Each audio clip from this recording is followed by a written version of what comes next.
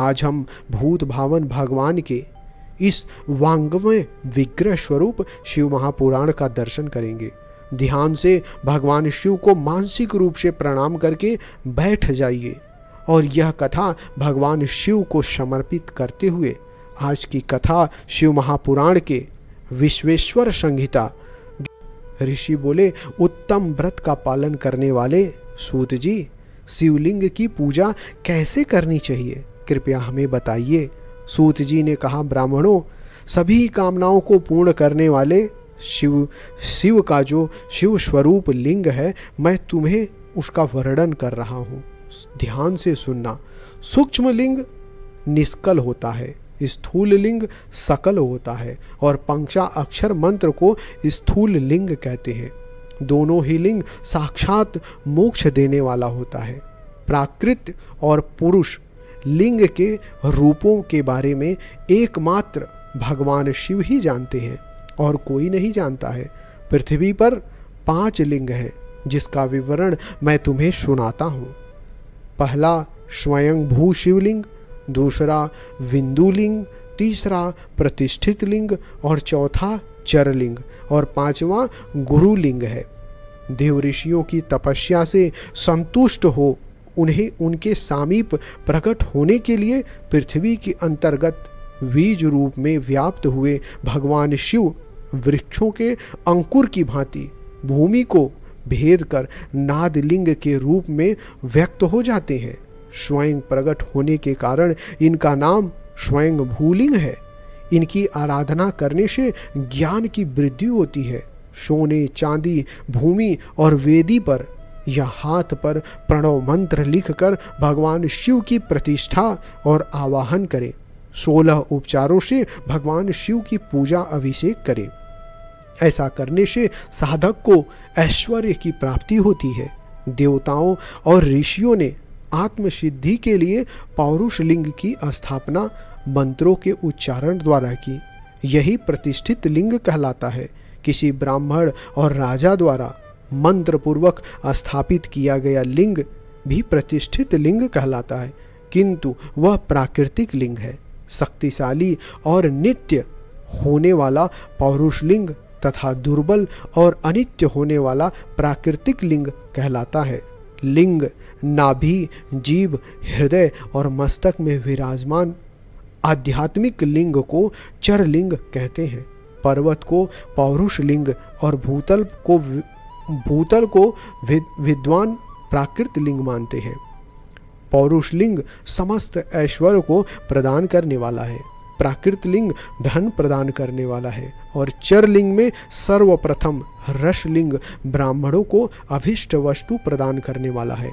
सुवर्ण लिंग वैश्यों को धन और वाण लिंग क्षत्रियों को राज्य और सुंदर लिंग शूद्रों को महाशुद्धि प्रदान करने वाला है। बचपन, जवानी और बुढ़ापे में स्फटिक लिंगमय शिवलिंग की पूजन स्त्रियों को समस्त भोग प्रदान करने वाला है।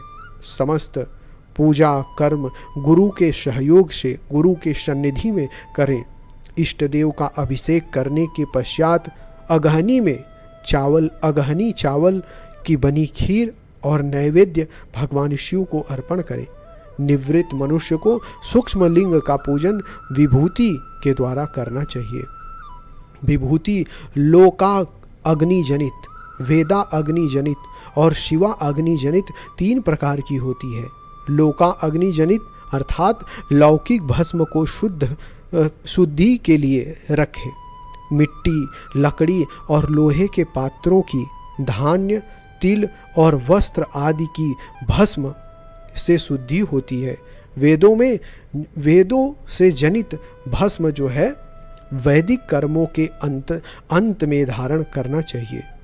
मूर्ति धारी शिव का मंत्र पढ़कर वेल की लकड़ी जलाएं और कपिला गाय के गोबर तथा समी, पीपल, पलास, बड़, अमलतास और बेर की लकड़ी से अग्नि जलाएं। इससे शुद्ध भस्म बनाया जाता है और यही शुद्ध भस्म माना जाता है। भगवान शिव ने अपने गले में विराजमान पंचम जो प्रपंच था उसको जलाकर भस्म रूप में सार तत्व को ग्रहण किया था। जितने भी भगवान शिव के गले में विराजमान प्रपंच था उसको जलाकर भस्म रूप में सार तत्व को भगवान शिव ग्रहण ने किया। उनके सारे विभिन्न वस्तुओं के सार स्वरूप भगवान शिव ने अपने माथे पर तिलक में ब्रह्मा, विष्णु और रुद्र के सार तत्वों को धारण किया। सजल भस्म को धारण करके शिव जी की पूजा करने से सारा फल मिलता है। शिव मंत्र से भस्म धारण कर श्रेष्ठ आश्रमी होता है। शिव की पूजा अर्चना करने वाले को अपवित्रता और सूतक नहीं लगता है। गुरु शिष्य के राजस और तामस और तमोगुण का नाश कर भगवान शिव उसे बोध ज्ञान कराते हैं। ऐसे गुरु के हाथ से भस्म धारण करनी चाहिए। जन्म और मरण सब भगवान शिव ने बनाए हैं। जो इन्हें उनकी सेवा में अर्पित कर देता है वह बंधनों से मुक्त हो जाता है। स्थूल, सूक्ष्म और कारण को वश में कर लेने से मोक्ष प्राप्त हो जाता है। जो शिव की पूजा में तत्पर हो, मौन रहे, सत्य और गुणों से युक्त हो, क्रिया, जाप, तप करता रहे, उन्हें दिव्य ऐश्वर्य की प्राप्ति होती है तथा ज्ञान का उदय होता है। शिव भक्त यथा योग्य क्रिया और अनुष्ठान करे, धन का उपयोग कर शिव स्थान में निवास करे, भगवान शिव के महात्म का सभी के सामने प्रचार करे।